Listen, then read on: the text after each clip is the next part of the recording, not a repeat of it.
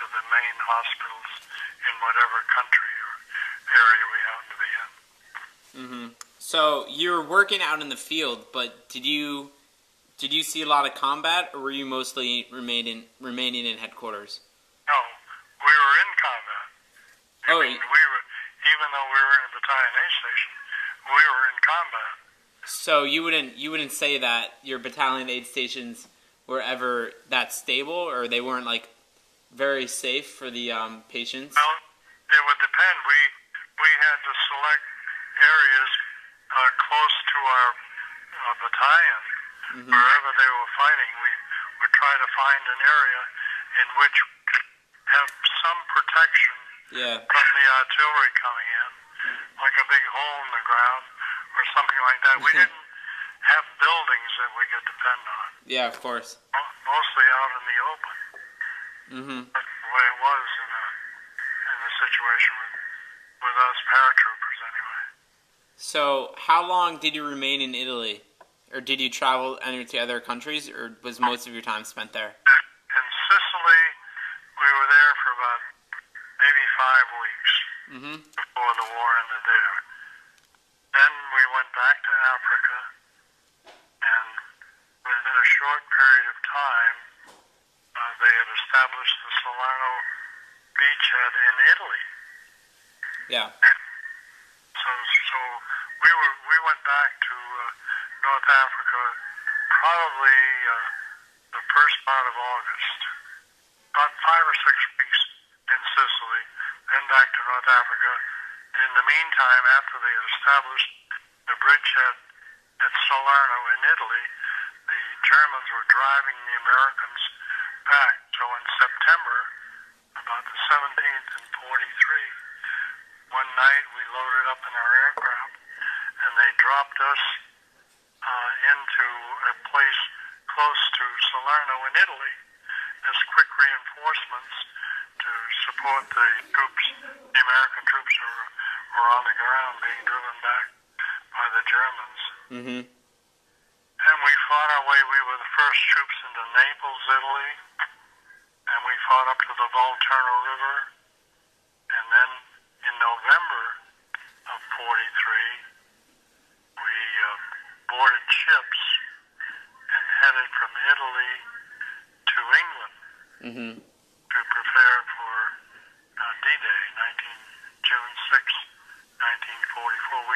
We trained from February until June of 44, and then on the 6th of June we made the Normandy jump. Yeah. Wow. So you were there at the beginning of Italy, and then you were there for Normandy as well? Yeah, we jumped into Normandy. We landed about 2 o'clock in the morning on D-Day, and we fought in Normandy for 33 days. Wow. We had 60% casualties, and so you can imagine how many people were wounded and how much care, how many people had to be taken care of. Yeah, I can. So you guys landed at 2 a.m. What times did the American boats hit the shore on the beach? They probably hit the shore about 6. Wow, so you guys were way ahead of any land force or any land troops. The idea was we jumped to support the troops coming in on Utah Beach. Yeah. The idea was we seized strategic locations like a bridge, a town, on main highways, and our objective was to hold back reinforcements to make it easier for the troops to come in on the beach. They didn't have much resistance. Okay? Yeah.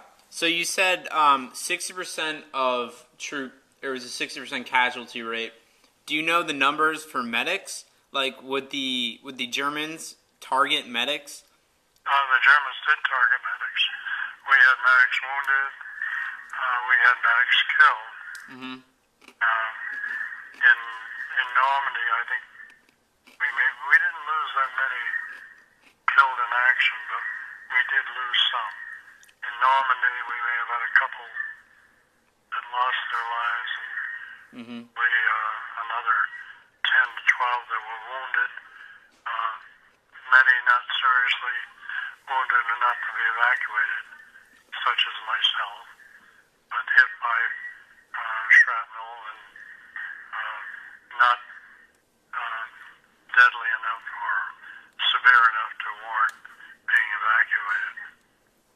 Did you ever face serious injury yourself?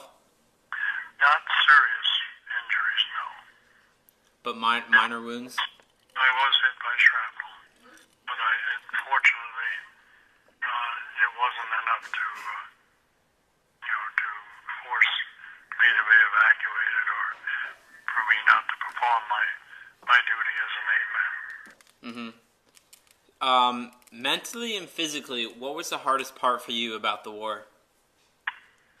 I think the hardest part was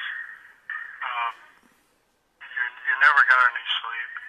We saw an awful lot of combat, and the hardest part was losing our comrades, those that were killed in action, and those that were wounded. But that was the nature of our battles. We were a well-trained unit. We were behind enemy lines when we landed, and we had to set up defenses to protect our own troops, plus hold back reinforcements in order to allow the seaborne forces to come in without too much resistance. Yeah. Are there any moments to you any moments of triumph that stand out? I guess the moments of triumph was being able to provide the necessary aid to a wounded individual and saving lives in general, getting them evacuated, eventually back to hospitals where they had the chance to survive. Yeah. That was our job. During your time spent overseas, what was the thing you missed most about home or America? Just life in general. I mean, I'm sure there are a lot of things, but was there anything that stood out to you?